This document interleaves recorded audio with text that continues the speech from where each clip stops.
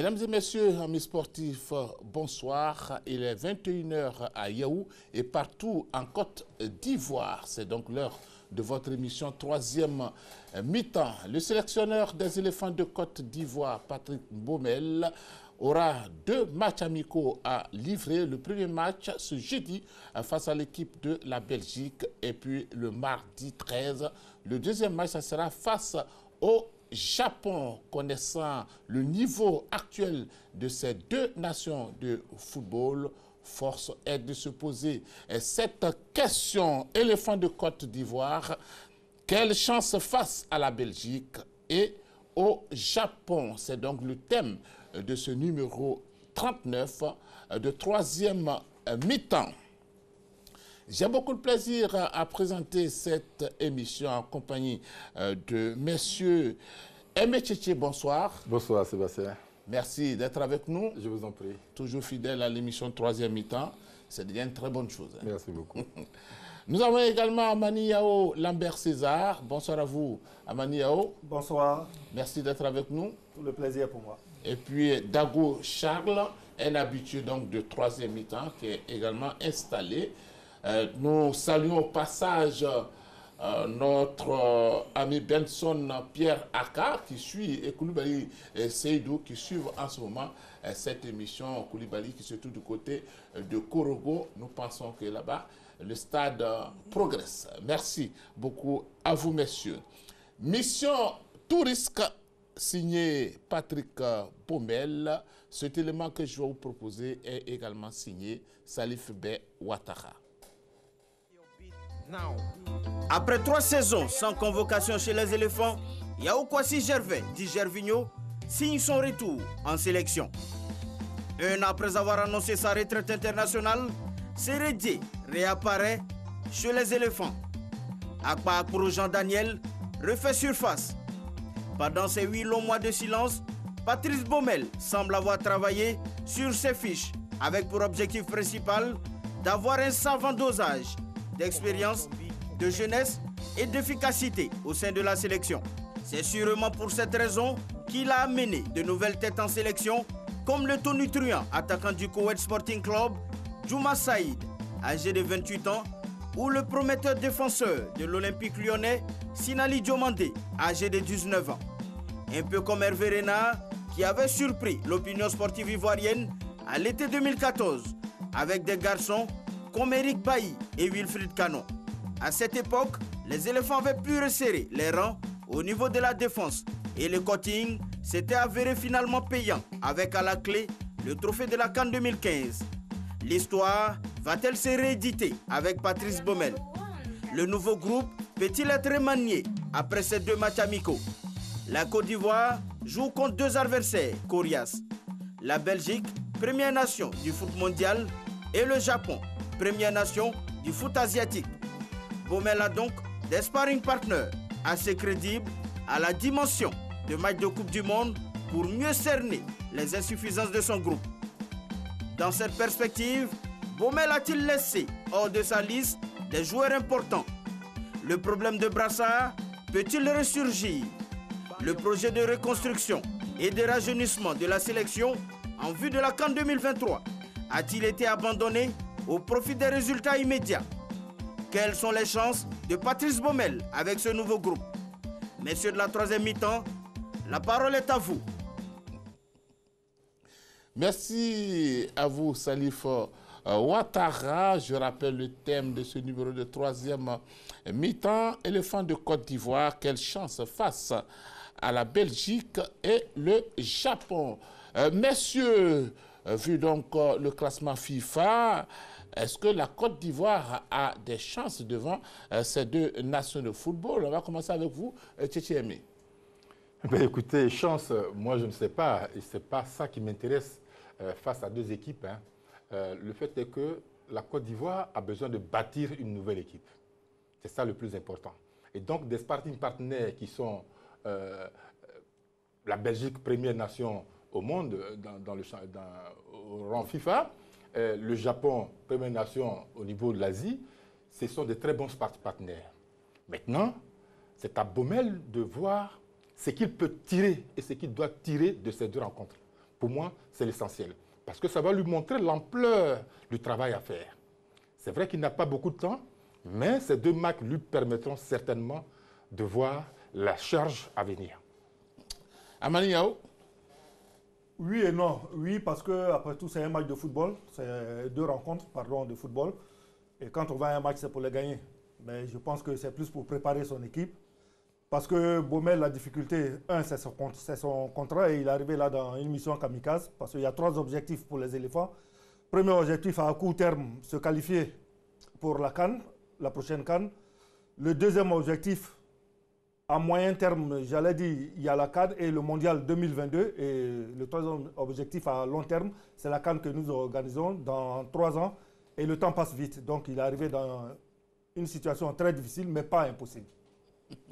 Dago Charles. Oui, nous avons des chances. Tout dépend des objectifs que nous sommes fixés.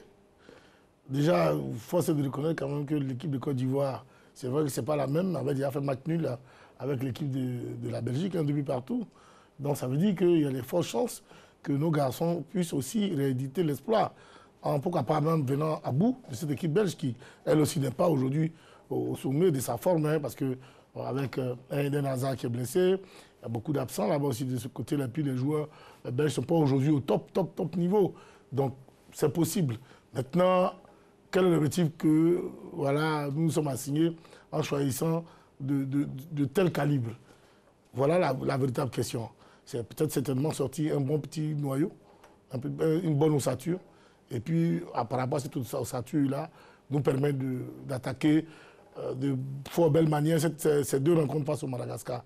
Parce que l'objectif premier de Baumel, le premier vice-président de la Fédération ivoirienne de football, M. Diabaté, l'a aussi bien signifié, c'est de ne pas rater les 2 premières rencontres face au Madagascar. Et donc, je pense que là, il y a aujourd'hui 2 sparring partenaires qui vont lui permettre de pouvoir corriger et rectifier le tir dans tous les domaines de son équipe et puis mieux aborder ces 2 rencontres face au Madagascar. Tiens, mais est-ce que vous connaissez un peu la méthode de travail de l'homme? Oh, moi, je ne l'ai pas pratiqué, mais je sais qu'il a travaillé, tout le monde le sait d'ailleurs. Il a travaillé en Zambie, il a travaillé au Maroc et il était adjoint de Hervé Renard. Donc oui, on peut penser que c'est quelqu'un qui est rigoureux, qui est friand du beau football et c'est ce que nous autres nous attendons du beau football et des résultats. Parce que voyez-vous, pour parler de méthode, chaque entraîneur a sa méthode. Et César est là, il me contredira si ce n'est pas juste. Il y a des entraîneurs qui choisissent la possession du ballon. Garder le ballon, faire courir l'adversaire jusqu'à aller marquer. L'exemple du Barça et d'autres équipes, Manchester United, Manchester City. Il y a des entraîneurs qui bâtissent leur équipe sur l'aspect défensif. Faites tout ce que vous voulez, mais nous, on ne prendra pas de but et on va essayer d'en marquer un. C'est un style de jeu. Et puis, il y en a qui jouent tout le monde, un football spéculatif. Bon, ben écoutez, on joue comme on peut et puis si la chance nous sourit, on marque. Il y en a. Il y a des gens qui choisissent ce genre de choses, ceux qui ne sont pas compétents, en parenthèse. Donc, la méthode, elle est mise en valeur par les joueurs et la tactique, elle est mise en valeur par les joueurs que l'entraîneur choisit. Voyez-vous? À partir de là, on attend de Baumel une rupture totale d'avec ce qu'on a vu il y a quelques années. Et son maître, qui est Hervé Renard, lui a montré le chemin en 2015. En 2015, il a appliqué un système de jeu à 3 défenseurs, d'abord à 4 défenseurs, puis à 3 défenseurs, au cours d'une compétition, et qui a marché, qui nous a valu la Coupe d'Afrique en 2015. Donc s'il suit ses traces, forcément, il s'en sortira vainqueur. Amani, est-ce que sa méthode, l'homme, peut-être que vous le connaissez, est-ce que sa méthode de travail, vous pensez que ça peut l'aider? Écoutez, non, je ne le connais pas personnellement, même si je l'ai vu travailler avec Renard à Solbeni dans des séances d'entraînement. Mais comme Aimé l'a dit, on l'attend et on verra à travers les 2 matchs amicaux pour voir vraiment la ligne directrice qui va imposer à l'équipe. Est-ce que ce sera le football de transition, comme on avait vu ces 2 ou 3 dernières années, ou le football de possession et de position qu'il va... Mais c'est à travers les matchs et son message qui fera passer qu'on saura qu'est-ce qui se dessine pour les éléphants. Maintenant, la méthode, l'avantage qu'il a, c'est qu'il est un sélectionneur par rapport à un entraîneur de club. L'avantage qu'il a, il a un choix très large au niveau des joueurs, sauf qu'il a un manque de temps. pour travailler. Donc, il a pris les joueurs en fonction, ce sont ses choix, du message qu'il voudra véhiculer. Nous, on le verra à travers les matchs et puis à partir de là, on pourra juger de sa méthode. Dago Charles, un mot sur sa méthode? Est-ce qu'il a une méthode? Généralement, les seconds sont plus en arrière-plan par rapport aux entraîneurs principaux. Et donc, pour moi, quelqu'un qui a été numéro 2 de Verena pendant toute sa carrière, pratiquement, n'a pas une méthode à lui. Il n'a pas une méthode à lui. Et puis, ça s'est vu sur ses derniers résultats. Sur ses résultats, hein. En général, on ne va pas revenir sur ses performances, mais elles ne sont pas bonnes. Voilà. Donc, pour moi, si on veut regarder ses résultats immédiats, on dirait que sa méthode, pour l'instant, n'est pas bonne. Parce qu'elle n'est pas passée. Tout près, là, avec les U23 du Maroc, la méthode n'est pas du tout passée. Donc, on pourrait dire qu'il n'a pas une bonne méthode. Maintenant, il est responsable encore, comme ce fut le cas avec la Zambie, il est encore responsable de l'équipe première de l'équipe nationale de Côte d'Ivoire. On va voir ce qu'il va nous donner. Mais la Côte d'Ivoire a joué généralement dans un schéma de 4-3-3, généralement en dehors de Verena qui avait changé les choses en jouant avec 3 défenseurs, 5 milieux de terrain, et puis 6 milieux de terrain avec un attaquant de pointe, et puis ça avait marché en 2015. Mais lui, depuis, sur tout ce qu'on a regardé, c'est tout ce qu'il m'a donné de voir avec le Maroc, c'est en général c'est un 4-4-2. Et ce n'est pas passé. Ce n'est pas du tout passé. Donc on va voir ce qu'il va nous proposer demain face à cette équipe belge. Il faut le rappeler que c'est vrai qu'il n'est pas au mieux de sa forme, mais qu'il regorge quand même des joueurs hautement tactiques. Parce que c'est ça aussi en sélection. On n'a pas suffisamment de temps. César l'a dit, mais tactiquement, les joueurs belges sont pour moi aujourd'hui... Ils sont vraiment bien logés que les nôtres. On va voir ce que ça va donner dès demain. Et les Japonais aussi. Hein? Et les Japonais aussi également. Les Japonais ils font partie de ce genre d'équipe-là qui rapidement retrousse les manches en deuxième période surtout. Et donc quand on regarde les deux adversaires, on verra bien ce qui va nous servir. Rigo Gervais, bonsoir. Bonsoir Sébastien Oyen. Alors Rigo, vous connaissez peut-être Patrick Baumel. Qu'est-ce que vous pensez de sa méthode de travail, si vous le connaissez? Bon, je pense que là, il était adjoint, en tant qu'adjoint de Verena, c'est là qu'on l'a connu, de passer maintenant du rôle d'adjoint, qui est un rôle de coaching, à un rôle d'entraîneur titulaire, qui est un rôle plus aujourd'hui de management, et surtout de sélection. Je pense que c'est là que nous, on va tous le découvrir au très haut niveau, parce qu'on l'a vu avec le team olympique quand même du Maroc, mais ça, ce n'est qu'une équipe olympique. Aujourd'hui, c'est les éléphants de Côte d'Ivoire, une grosse équipe avec des grosses vedettes. Donc, on attend de découvrir sa méthode, mais déjà, je pense qu'il fait rupture. Puis, il se permet de convoquer des joueurs comme Michel Pino, qui était en porte-à-faux avec la sélection. C'est-à-dire que c'est quelqu'un qui porte ses choix. Donc, déjà, c'est déjà une méthode. Il nous fait découvrir un joueur comme Mohamed Doumbia, voilà, qui est à tout cas du Prague. Je pense que celui-là, tout le monde ne connaît pas. Moi, ce jeune-là, je l'ai eu de peu au COE, mais il m'a glissé entre ses doigts, il est allé au Lyon. Mais lui, il sort de Prague. Et là, ça veut dire que c'est un sélectionneur quand même qui va porter ses idées, qui va aussi aller piocher, qui va rentrer dans la controverse en sélectionnant des joueurs comme Gervinho et en rappelant aussi des joueurs comme Seredier. Donc déjà, c'est une méthode et c'est clair. Et ça veut dire qu'il est aussi l'élève de Verena. Alors, Rico, vous avez parlé de Seredier et puis de Gervinho. Est-ce que vous pensez que c'est le bon timing en ce moment? Mais je pense que c'est un match amical, c'est le bon timing.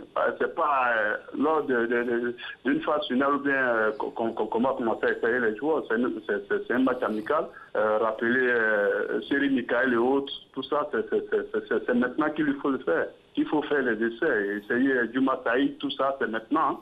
Voilà, c'est maintenant. Je pense que c'est maintenant qu'il faut le faire puisque c'est un match amical. D'accord.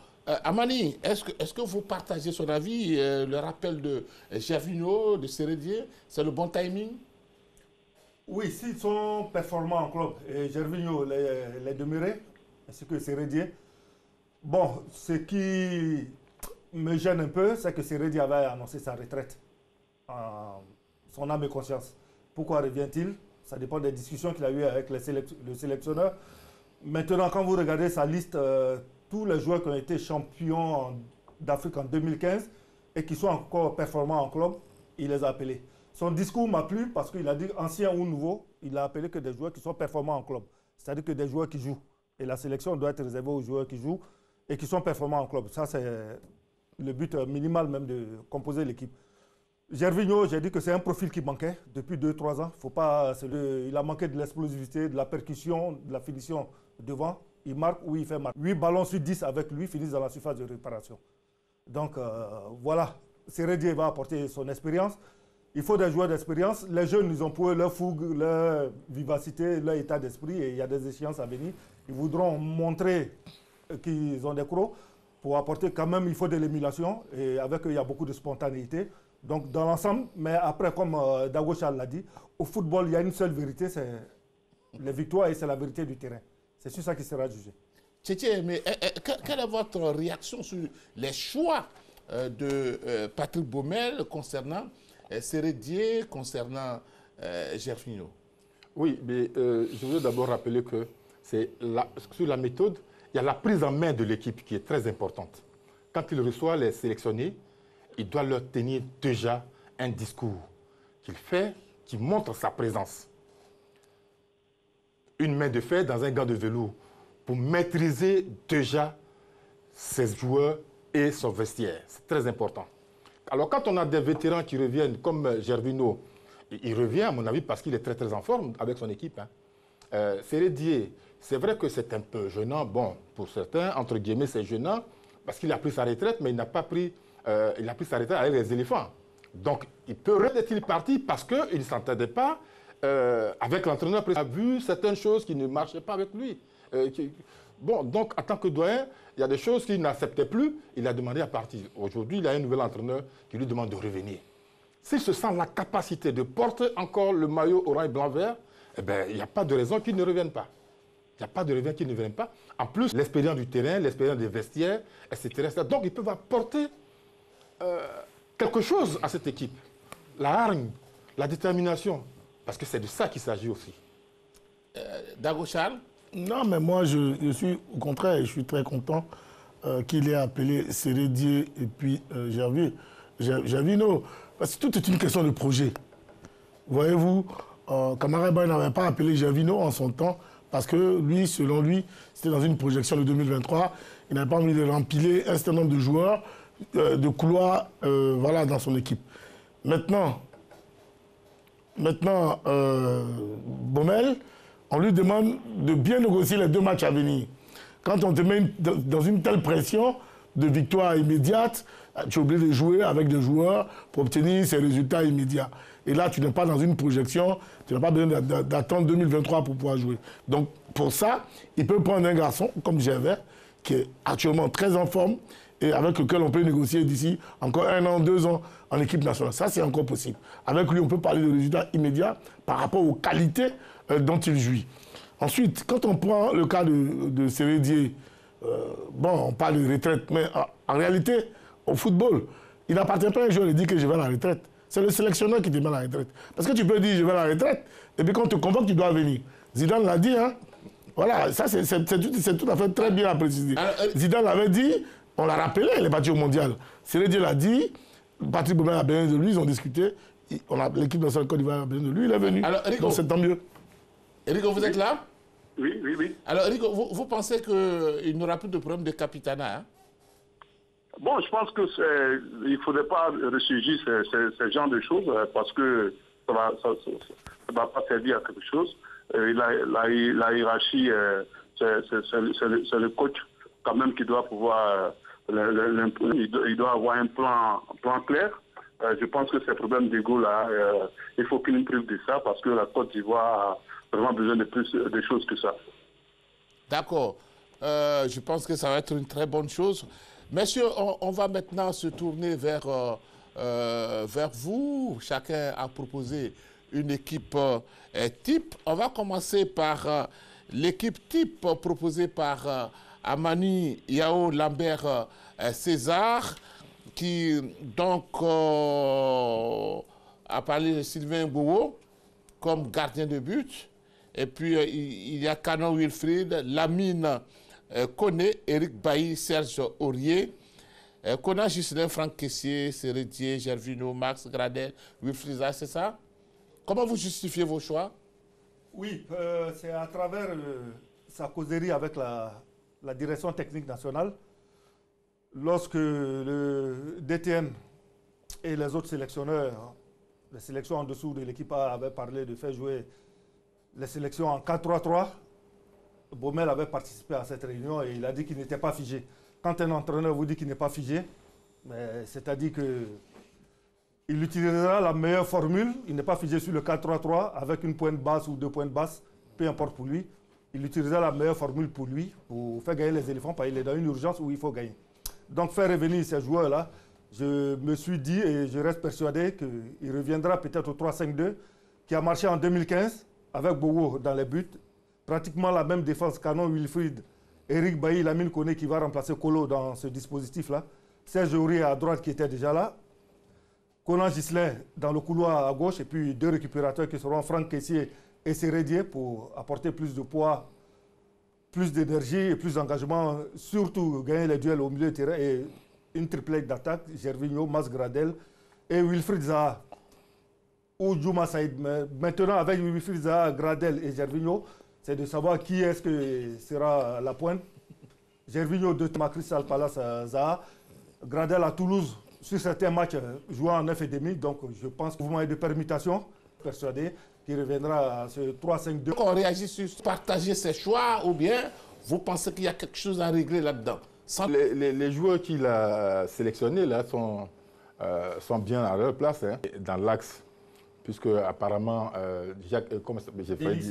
Delissimo est absent. Ouais. Du coup, ça lui permet de s'intégrer. Il a fait 2 matchs cette saison. 2 matchs, alors que le championnat de France est à sa 6e journée. Donc, moi, j'ai un petit doute sur son état de forme. Il ne prépare qu'à 2 matchs de son équipe. Est-ce que ça suffira pour aller affronter les Anglais, les Belges? Par contre, Ghislain Konan Ghislain, oui, je pense qu'il devrait faire l'affaire dans la composition de César. Alors Dago, c'est à vous, mais je rappelle que Mani Yao. Oui, non, mais moi je suis particulièrement Mani Yao, que des joueurs de couloir. Et aujourd'hui, Amani, puis c'est un véritable tueur, un véritable avant-centre en attaque durant cette rencontre-là. On n'aura que des feux follets sur les différents côtés. Voilà un peu où ma gêne se situe. Sinon, au milieu de terrain, ce sont les mêmes. Que ce soit Sérédier ou Franck Kessié, je pense que ce sont les mêmes. Et bien, derrière, j'aurais souhaité que Eric Bailly, qui a bien joué, parce qu'avec lui, il faut dire ici, ils sont entraîneurs, ils savent que les défenses, on ne les change pas du jour au lendemain comme ça. Donc, il faut donner le temps de jeu à Eric Bailly pour pouvoir revenir dans la partie. Parce que lui et Wilfried Canon sont tellement complémentaires qu'il serait difficile de les dissocier comme ça. Rigo Gervais, vous êtes avec nous? Oui. Alors, Rigo, quelles sont vos remarques sur... C'est l'animation qui va être difficile. Je pense qu'il ne faut pas délaisser le milieu. Je vois que Kessié et Sérédier, Mas Gradel et Gervinho, ils n'ont pas de bons retours. Il ne faut pas oublier qu'ils sont trentenaires. Voilà, parce que ce 3-4-3... après, il faut que Gervinho et Mas reviennent pour pouvoir aider les milieux. Et sur le plan défensif, ça va nous créer des problèmes, surtout contre des Belges qui ont un joueur comme De Bruyne qui est très virevoltant dans le milieu, qui a un abattage. Et véritablement, il va falloir que le milieu soit animé d'une meilleure manière. Moi, je vois plutôt un 4-5-1, voilà, pour pouvoir véritablement arriver à avoir cette égalité numérique au milieu et permettre à nos deux latéraux qui sont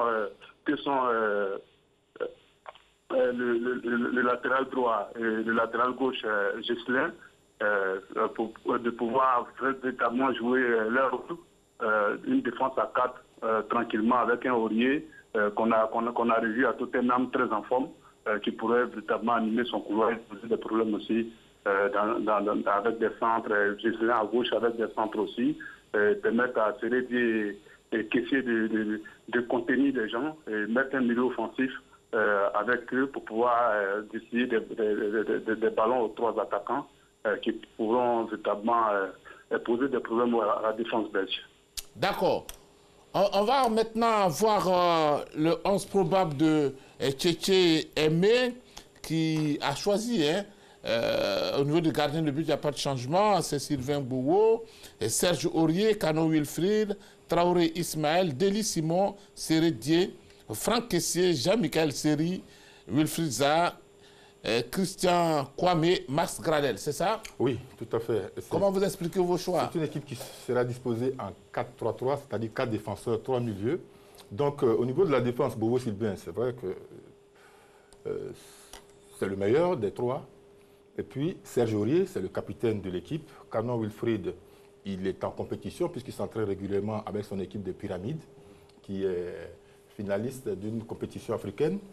Traoré Ismaël, c'est le défenseur central de l'ASCO d'Angers.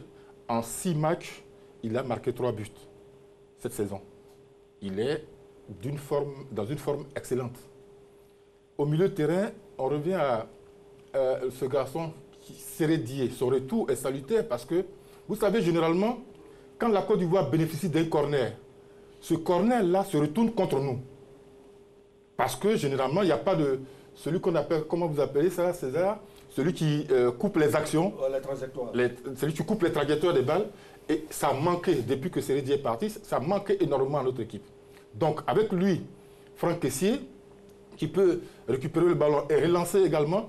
Mais puis, avec eux, avec Sérédié et Wilfried Sérédié et Franck Kessié, il y a le jeune Jean-Michel Seri. Jean-Michel Seri, c'est un penseur. C'est quelqu'un qui peut faire une dernière passe. Il peut marquer aussi, il lui arrive de temps en temps de marquer. Mais c'est quelqu'un qui peut distribuer de bons ballons, qui peut toucher facilement ses attaquants. La seule chose qu'on lui reproche, c'est qu'il n'est pas constant. Il n'est pas constant. Le match va se jouer en Belgique, il a un bon terrain, il n'aura pas de raison de ne pas donner le meilleur de lui-même. Parce que l'entraîneur l'appelle, parce que l'entraîneur croit en lui. Il faut que lui croie en lui-même. Voilà. Et sur le côté, on aura donc Wilfried Zaha qui est également en forme, Max Gradel qui ont été buteurs cette semaine, et puis le jeune Christian Kwame comme avant-centre. Christian Kwame, il fait partie de la génération de ceux qui vont aller aux Jeux Olympiques, là, les Olympiques. Et donc pour moi, c'est un garçon qui mérite d'être aguerri, c'est un garçon qui mérite d'être déjà dans le bain en tant qu'avant-centre. Alors, Amani Yao, vous réagissez sur le 11 que nous propose? Oui, c'est pratiquement le même nom que tout à l'heure. Maintenant, dans ce 4-3-3, il faut reconnaître que Jean-Michel Seri à Galatasaray il fait une très bonne saison. L'une de ses meilleures saisons en Europe. Parce qu'il a été positionné devant la défense. Il n'était plus un joueur offensif très haut. Il était carrément devant la défense. Dans la pointe basse de l'équipe de Galatasaray, dans les sorties de balles, il excellait parce qu'il a la technique pour, il a la vision pour, et il a l'adresse technique pour. Donc, il a vraiment éclairé le jeu de Galatasaray. Ici, il aura derrière lui Franck Kessié et Sérédié. Quand il a été en position avancée, comme un numéro 10 en sélection ivoirienne, il n'a jamais donné la pleine mesure de son talent. Pourquoi? Je ne sais pas. C'est à lui d'inverser cette tendance-là. Sinon, techniquement, c'est l'un des joueurs les plus forts de cette sélection-là. Devant, avec Gradel, avec Zaha et le jeune Christian, c'est une très belle paire d'attaques. Après, sur le banc, vous pouvez avoir Gervinho. Il faut toujours avoir... Il n'y a pas de grande équipe sans un banc de touche. Voilà. Pour avoir des pièces de rechange, de telle sorte qu'on n'ait pas à regretter Pierre ou Paul quand on fait un remplacement. On sait que si Gradel n'est pas là, Gervinho peut être là, Maxwell Cornet peut être là, Zaha peut être là. Ça donne beaucoup de choix et de solutions à l'entraîneur. Sinon, c'est une très belle équipe. Maintenant, après, comme Rigo l'a dit, c'est une question d'animation. Ah, d'accord. Dago Charles. Voilà, moi, je ne trouve pas que l'équipe d'Aimé soit très belle. Dans la mesure où, défensivement, nous avons 3 gauchers. 3 gauchers dans son équipe. Faites attention. On parle de Philippe Canon, gaucher, Traoré Ismaël, gaucher, Deli Simon, gaucher. Écoutez, et puis on a seulement Serge Aurier, qui est latéral droit, qui est le seul droitier. Donc on va avoir 3 gauchers sur le côté. Et puis Deli Simon n'est pas latéral gauche. Traoré Ismaël n'est pas latéral gauche. Non. Donc, je veux dire, quand je mets Sylvain Bourou dans les poteaux, oui. Serge Aurier est à droite. Oui. Wilfried Canon est à gauche. À gauche, latéral gauche. Oui. Ok. Bon, toujours est-il. Ok, toujours est-il. Et Deli Simon, qui malheureusement sera absent. Ok, toujours est-il. Voilà. Non, je viens. Non, je viens. C'est toute l'équipe du Ghana qui joue différent. Ça, c'est déjà un problème pour moi. Ensuite, le milieu de terrain. C'est ce milieu de terrain qu'on a déjà connu. Amania vous l'a dit. On a un véritable problème de sortie de balle pour passer la ligne médiane. Parce qu'on a déjà vu ce milieu de terrain là avec Kamara Ibrahim. C'était le milieu de Kamara Ibrahim qui était là. C'est Rédier, Franck Kessié et c'est Jean-Michel. Et on a eu des difficultés pour avoir des occasions de but. Voilà. Maintenant, pourquoi brûler, à mon avis, le jeune Christian Kwame qui sort d'une grave blessure? L'année dernière, il a vécu une grave blessure, puis il est revenu dans la compétition. Après quoi, 2-3 matchs.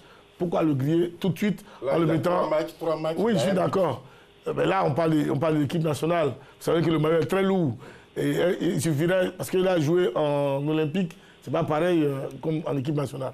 Donc pour moi, le voir tout de suite comme avant-centre de l'équipe nationale du Côte d'Ivoire. Vous réagissez sur la proposition de Tchétché-Aimé? Oui, bon, sauf que en défense centrale, je pense que pourquoi on hésiterait encore pour Bailly, le faire jouer, je pense, à côté de Traoré Ismaël. Voilà, déjà pour... Il est arrivé, c'est son standing, il faut qu'il joue. Voilà, il faut qu'il joue là. Il en a de même aussi pour Gervinho. Déjà, c'est un match amical, il faut marquer le coup. Il faut mettre nos joueurs qu'on a vu jouer, que ceux qui ont déjà remporté en 2015 le trophée, ça va peser dans la balance face à cet adversaire-là qui est, il ne faut pas l'oublier, numéro 1 mondial au classement FIFA. Voilà, donc il faut peser aussi sur la paix de match. Pourquoi voilà, c'est pourquoi je dis Gradel peut attendre, Christian Kwame peut attendre, Pépé peut commencer, Zaha peut commencer, Gervinho peut commencer devant. Et, le milieu, on peut le muscler dans ce cas-là pour que ces trois, comme déjà ils peuvent offensivement être bons et puis défensivement bien défendre, et ils peuvent être en place comme ça. Pour permettre aux 3 autres attaquants de pouvoir jouer leur rôle à fond. Et puis Aurier et Ghislain pour pouvoir les aider. Je remplacerai Canon, parce que Canon, il va créer encore la lourdeur à gauche là-bas. Alors que vous savez bien, les couloirs belges marchent très bien et ils ont Lukaku devant. Il ne faut pas mettre n'importe qui contre Lukaku en duel, sinon ils vont le bouffer. Je pense que quand même... Eric Bailly étant habitué à ce genre de joutes-là, il faut le titulariser dans l'axe. D'accord, on va maintenant suivre la proposition de M. Dago Charles comme entraîneur. Dago Charles aligne Sylvain Gouwo, Serge Aurier, Bailly Eric, Wilfried Canon, Ghislain Kona, Mas Gradel, Franck Kessié, Akpa Akro, Nicolas Pépé, Wilfried Zaha, Juma Saïd, c'est ça? Ouais, voilà. c'est ça. Comment vous expliquez vos choix? Ouais, pour moi, c'est la défense de la Côte d'Ivoire. Il faut donner du temps de jeu à Eric Bailly, il en a besoin. Notre meilleur aujourd'hui, qu'on le veut, on ne veut pas. C'est celui qui rassure jusqu'à la preuve du contraire. Il n'est pas en forme, mais il faut lui donner du temps de jeu pour qu'il soit en forme. Ensuite, en milieu de terrain, un Franck Kessié avec Akpa Akporo qui est un grand ratisseur pour moi.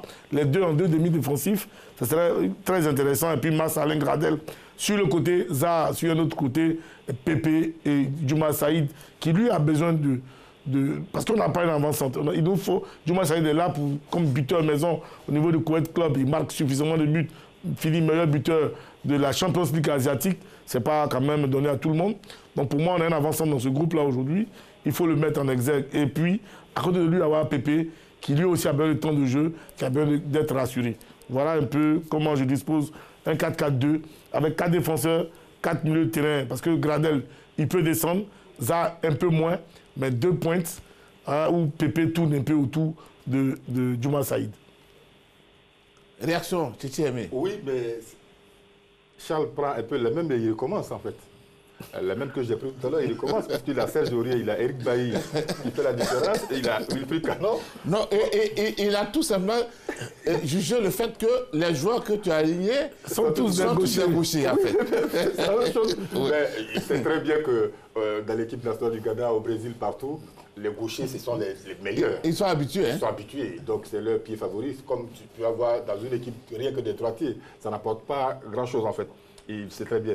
Maintenant, moi, ce qui me gêne un peu dans son classement, c'est vrai, je répète que j'insiste pour dire que oui, l'entraîneur Rigo Gervais a dit qu'il aurait fait, c'est le moment de faire jouer Eric Bailly.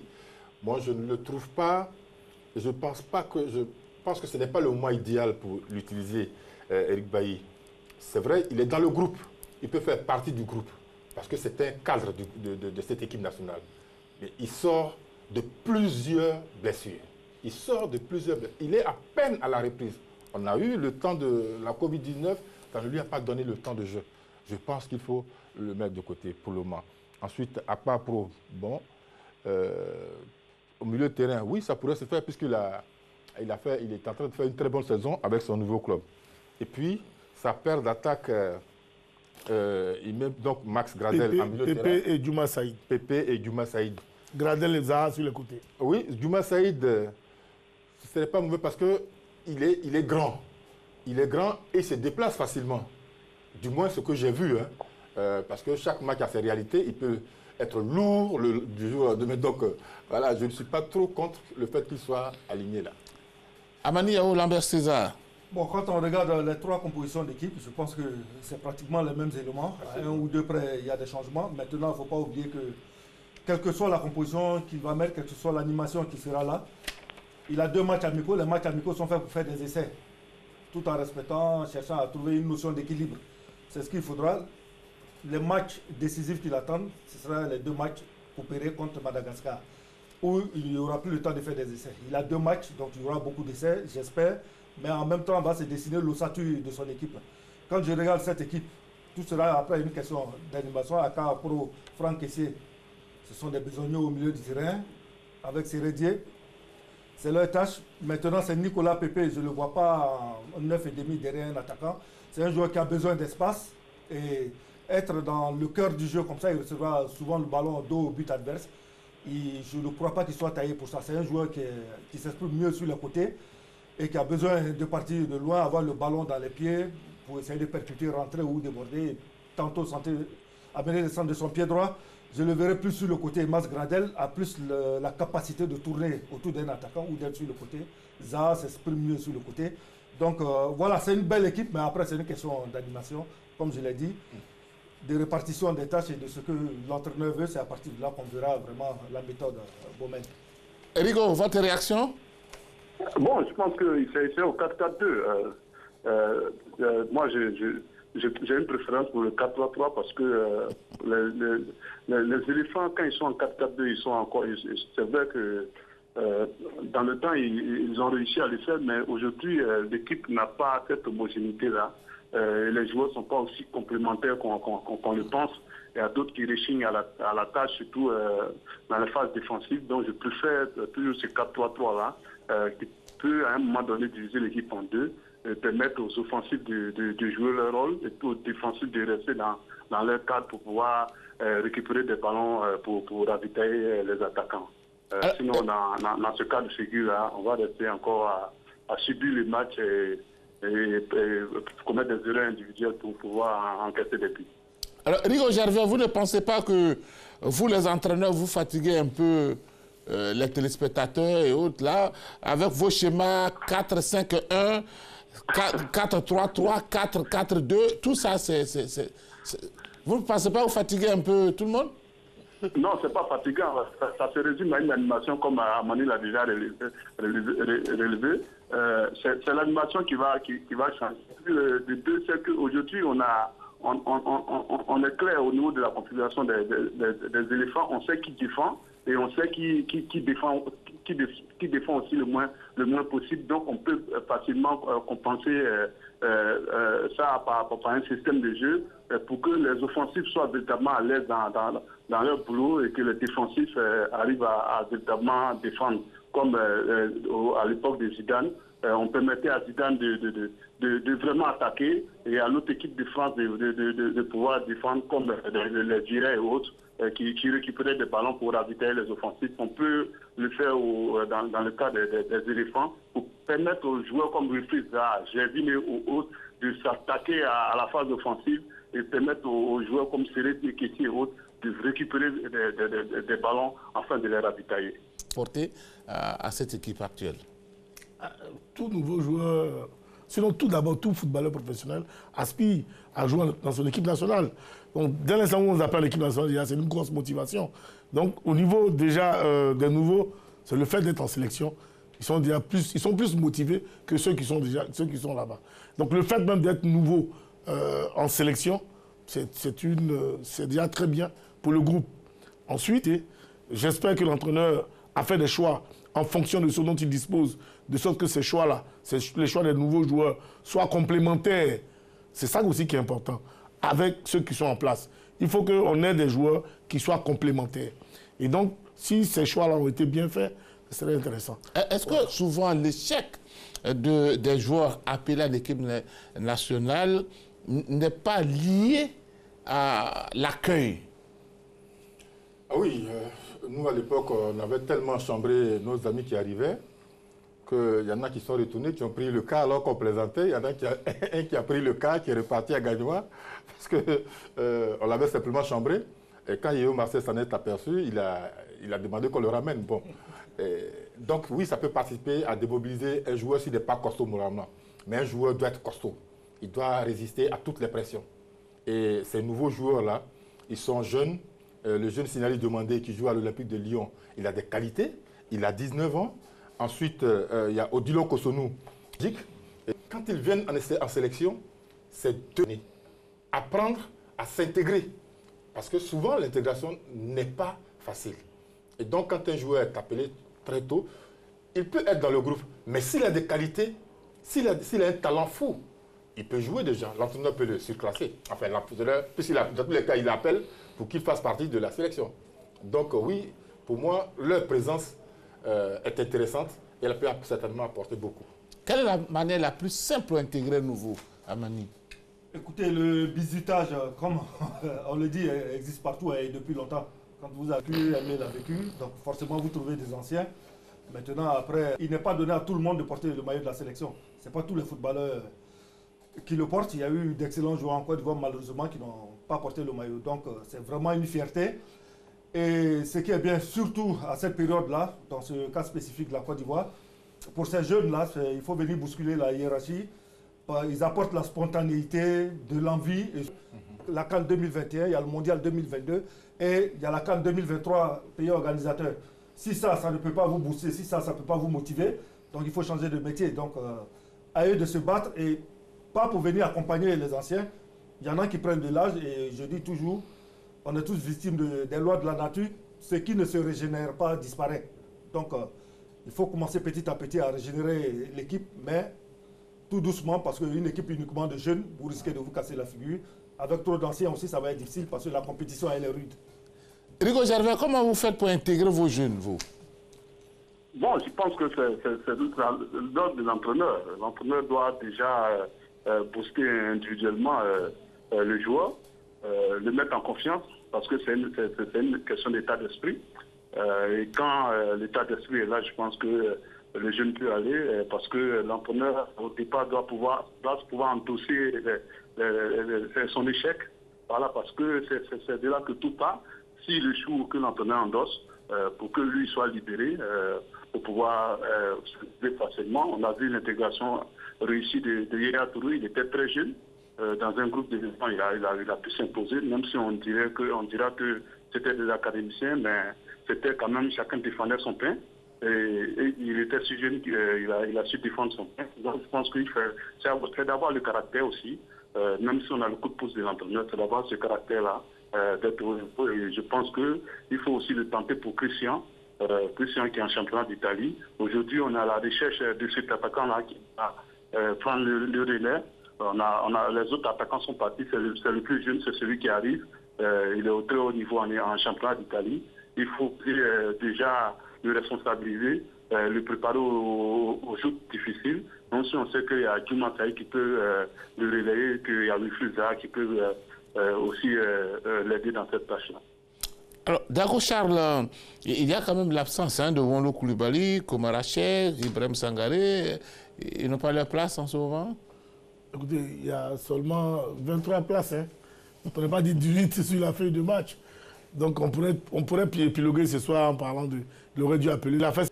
Qu'on pourra maintenant, à mon sens, faire les comparaisons. Celui-ci était de tels pouvoirs-là. Parce qu'aujourd'hui, si on en parle, ce serait lui donner un coup de boutoir comme ça, alors que peut-être que ces joueurs qu'il a appelés, en qui lui il a confiance, vont donner de bons résultats.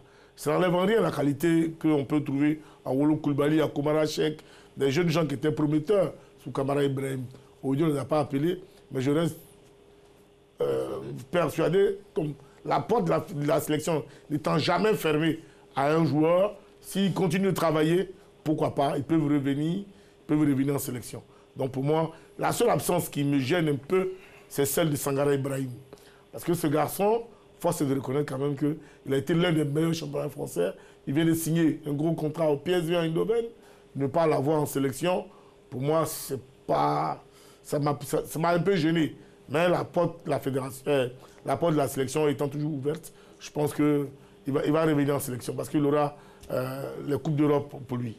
Alors, Tchétché Aimé, ces 2 matchs amicaux vont forcément dessiner le groupe que Boumel va certainement conduire.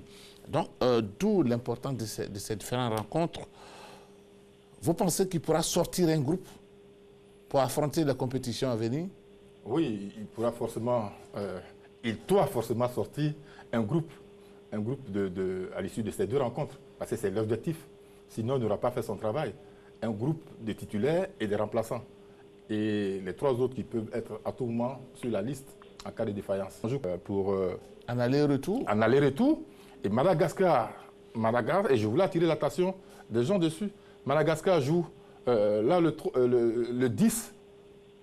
Madagascar joue juste après 3 jours, le 13, contre le même Burkina Faso au Maroc. J'espère que l'entraîneur a déjà préparé des gens qui pourraient certainement aller superviser cette équipe de Madagascar parce que c'est une équipe qui joue très très bien au football. Donc voilà, il faut parce que c'est comme ça que les matchs se préparent et se gagnent. Hein. Si on ne supervise pas ses adversaires, il y a très peu de chances de vous en sortir. Bref. Rigo, oui. Est-ce que l'entraîneur est capable de sortir son groupe après ces 2 matchs? Oui, mais je pense qu'il a déjà dessiné. Hein. Il a déjà dessiné. Il a 9 joueurs qui ont participé avec lui en 2015 au Sac des éléphants. Et quand on regarde encore dans le groupe de Camara, il en a plusieurs 12. Donc ça fait déjà 17 joueurs qui sont déjà des anciens. Donc c'est pas un nouveau groupe. Et puis lui-même, il ne faut pas oublier que Boumel a été du groupe en 2015. Donc déjà, il a une idée de ce qu'il veut faire. Et c'est clair. Et maintenant, c'est aux jeunes qui arrivent là de pouvoir bousculer, de pouvoir se faire voir lors de ces matchs amicaux là, pour pouvoir faire partie de cette ossature-là. On sait que quand même dans le but, ça ne va pas changer. Ça serait beau et que le retour d'Éric Bailly, que ce soit Seredi au milieu de terrain ou que ce soit en attaque avec Gervinho, tout ça, c'est voilà. Pas de la rigolade. Merci beaucoup. C'est clair avec lui. Merci beaucoup à vous, Eric, pour votre participation à ce numéro de 3e mi-temps. Un mot de conclusion pour vous, Amani?